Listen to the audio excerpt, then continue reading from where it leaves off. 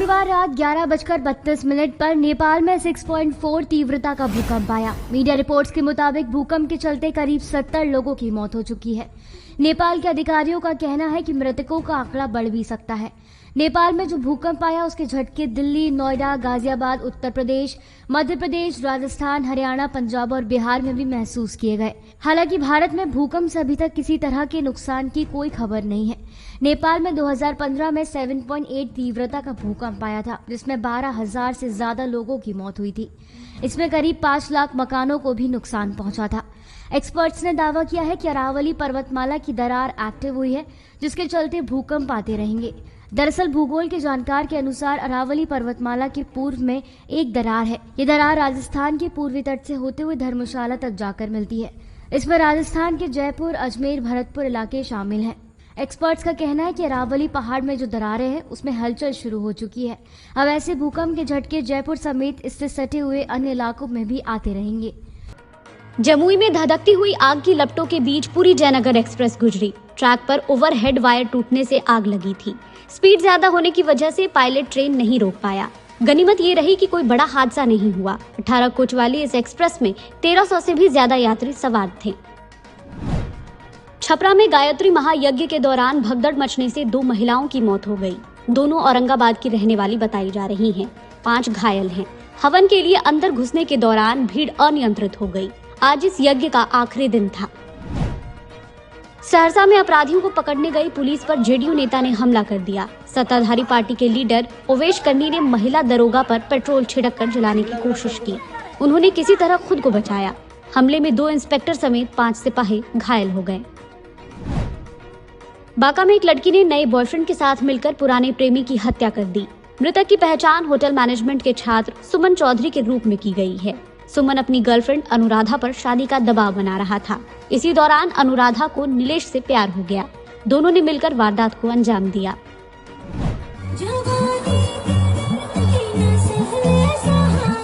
मुजफ्फरपुर में स्टंट करने पर इस लड़की को 30,000 रुपया जुर्माना भरना पड़ा। सोशल मीडिया पर फॉलोअर्स बढ़ाने के लिए टॉय गन लेकर दोस्त संग नाबालिग ने वीडियो बनाया था, जो वायरल हो गया। पुलिस ने मोटर व्हीकल एक्ट के तहत ये कार्रवाई की है।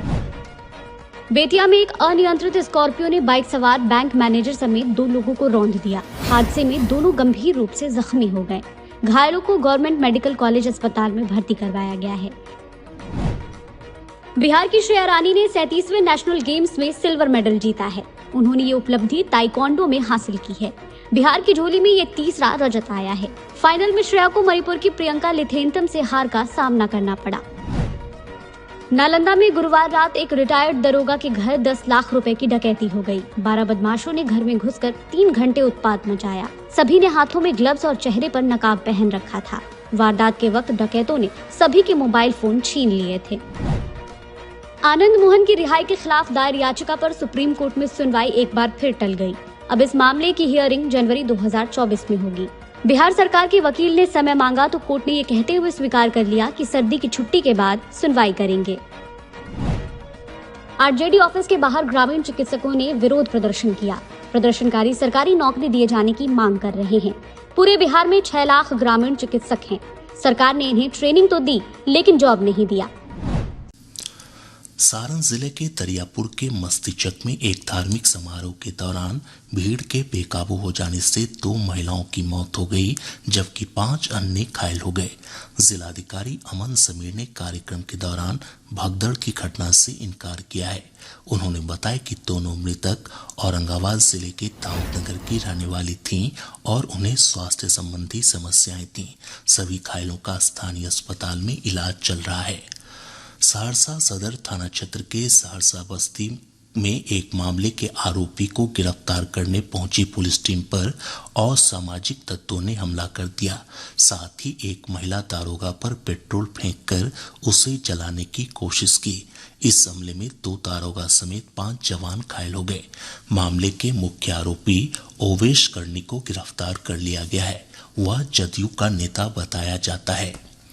जसीडीह झाझा रेलखंड के सिमुलतला घोरपारन स्टेशन के बीच रेल लाइन के ओवरहेड तार में आग लग जाने से अप लाइन पर लगभग 7 घंटे तक रेल आवागमन बाधित रहा। हमारे संवाददाता ने बताया कि तार टूटने के बाद अचानक आग लग गई। इसी समय ट्रैक से पुरी जयनगर एक्सप्रेस ट्रेन गुजर रही थी। ट्रेन ड्राइवर ने सूझबूझ से ट्रेन को आग की लपटों के बीच से निकाल लिया। ट्रेन और यात्रियों को किसी प्रकार की क्षति नहीं हुई है। 37वें नेशनल गेम्स में बिहार को आज 2 कांस्य पदक मिले हैं। वुशु खेल स्पर्धा में मुजफ्फरपुर की ईशा मिश्रा और गोपालगंज के आशीष कुमार ने कांस्य पदक जीता है। राष्ट्रीय खेलों में बिहार को अब तक 6 पदक मिल चुके हैं। इनमें से 3 रजत और 3 कांस्य पदक हैं। खिलाड़ियों की इस उपलब्धि पर खेल मंत्री जितेंद्र राय और बिहार राज्य खेल प्राधिकरण के महानिदेशक रविंद्रन शंकरन ने बधाई दी है। बिहार राज्य खेल प्राधिकरण, कला संस्कृति और युवा विभाग तथा दरभंगा जिला प्रशासन के संयुक्त तत्वावधान में दरभंगा के पीएमपी स्टेडियम में कल से राज्य स्तरीय बालिका कबड्डी प्रतियोगिता का आयोजन किया जा रहा है। यह प्रतियोगिता 7 नवंबर तक चलेगी। प्रतियोगिता में सभी 38 जिलों की टीमें भाग ले रही हैं। प्रदेश के अधिकांश हिस्सों में मौसम शुष्क बना हुआ है। राजधानी पटना और आसपास के जिलों में आज सुबह से बादल छाए रहे। मौसम विज्ञान केंद्र पटना के वैज्ञानिक कुमार गौरव ने बताया कि अगले 24 घंटों के दौरान मौसम के रुख में कोई खास परिवर्तन नहीं होगा। अगले 24 घंटों के दौरान राज्य का मौसम आमतौर से शुष्क बना रहेगा एवं आंशिक रूप से बादल छाए रहने का पूर्वानुमान है। सुबह के समय राज्य के अधिकांश भागों में धुंध छाए रहने एवं हिमालय की तलहटी के क्षेत्रों में कुछ स्थानों में हल्के से मध्यम स्तर का कुहासा छाए रहने की संभावना है। आंगनबाड़ी सेविकाओं ने अपनी मांगों के समर्थन में आज पटना के डाक बंगला चौराहे पर प्रदर्शन किया। सेविकाएं सरकारी कर्मी का दर्जा देने समेत 5 मांगों को लेकर आंदोलन कर रही हैं। इधर ग्रामीण चिकित्सकों ने भी आज पटना में राजद कार्यालय के समक्ष प्रदर्शन किया। प्रदर्शनकारी सरकारी नौकरी देने की मांग कर रहे थे। उनका कहना था कि सीसीएच कोर्स कर लेने के बाद सरकार की ओर से समायोजन करने का आश्वासन मिला था, लेकिन इस मुद्दे पर अब तक कोई पहल नहीं की गई है।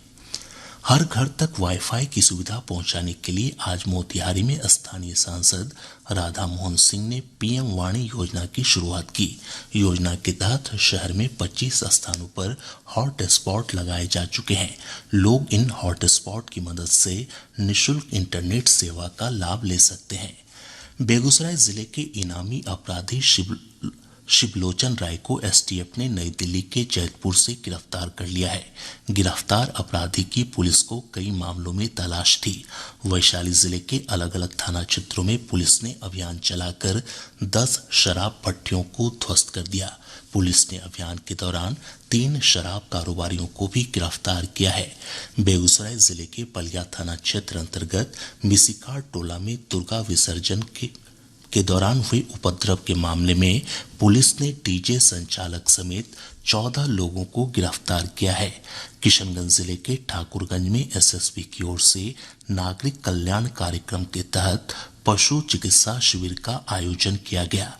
समस्तीपुर रेल मंडल की प्रमुख रेलगाड़ी वैशाली सुपरफास्ट एक्सप्रेस के परिचालन के आज 50 वर्ष पूरे हो गए हैं। इस अवसर पर समस्तीपुर स्टेशन पर एक कार्यक्रम का आयोजन किया गया। और अब अंत में समारोह को संबोधित करते हुए खाद्य प्रसंस्करण उद्योग मंत्री पशुपति कुमार पारस ने कहा कि प्रधानमंत्री नरेंद्र मोदी के दूरदर्शी नेतृत्व में खाद्य प्रसंस्करण क्षेत्र में अभूतपूर्व वृद्धि हो रही है। उन्होंने विदेशी निवेशकों से इस क्षेत्र में निवेश करने का आग्रह किया। भाजपा के वरिष्ठ नेता और केंद्रीय गृह मंत्री अमित शाह रविवार 5 नवंबर को मुजफ्फरपुर में पार्टी की एक रैली को संबोधित करेंगे। जिला भाजपा अध्यक्ष रंजन कुमार ने बताया कि पताही हवाई अड्डा मैदान में होने वाली रैली को लेकर तैयारियों को अंतिम रूप दिया जा रहा है। उन्होंने बताया कि रैली में पंचायत स्तर तक के कार्यकर्ता जुटेंगे। साथ ही 1000 से अधिक प्रवासी बिहारी भी रैली में शामिल होंगे। इस बीच पार्टी के वरिष्ठ नेता और केंद्रीय मंत्री नित्यानंद राय तथा संगठन महामंत्री भिखूभाई दलसानिया ने आज कार्यक्रम स्थल पहुंचकर तैयारियों का जायजा लिया। इधर जिलाधिकारी ने केंद्रीय मंत्री के आगमन को लेकर सुरक्षा व्यवस्था समेत अन्य सुविधाओं की समीक्षा की और अधिकारियों को आवश्यक दिशा निर्देश दिए। राज्य सरकार ने ग्रामीण क्षेत्र में डायल 112 सुविधा शुरू करने का फैसला किया है। मुख्यमंत्री नीतीश कुमार की अध्यक्षता में राज्य मंत्रिमंडल की हुई बैठक में इस आशय के प्रस्ताव को मंजूरी दी गई। बैठक के बाद कैबिनेट विभाग के अपर मुख्य सचिव डॉक्टर एस सिद्धार्थ ने बताया कि इस सुविधा की शुरुआत होने से ग्रामीण क्षेत्र के लोगों को आपातकालीन स्थिति में तत्काल मदद मिल सकेगी। मंत्रिमंडल ने जल संसाधन विभाग की 9 परियोजनाओं को भी मंजूरी दी। बिहार पुलिस में अनुबंध पर कार्यरत स्पेशल ऑक्सिलरी पुलिस सैप के सभी स्तर के कर्मियों के मासिक मानदेय में 15% की वृद्धि की गई है। गृह विभाग ने इस संबंध में आदेश जारी कर दिया है। बिहार विधान परिषद के सभापति देवेश चंद्र ठाकुर ने शीतकालीन सत्र के संचालन में विपक्षी दलों से सहयोग की अपील की है। श्री ठाकुर ने विपक्षी दलों के प्रतिनिधियों के साथ हुई बैठक में कहा कि यह सत्र भले ही छोटा हो, लेकिन विधायी मामलों में काफी महत्वपूर्ण है। उन्होंने कहा कि सत्र के दौरान पक्ष और विपक्ष के सहयोग से जनहित के अधिक से अधिक मामले लिए जा सकते हैं।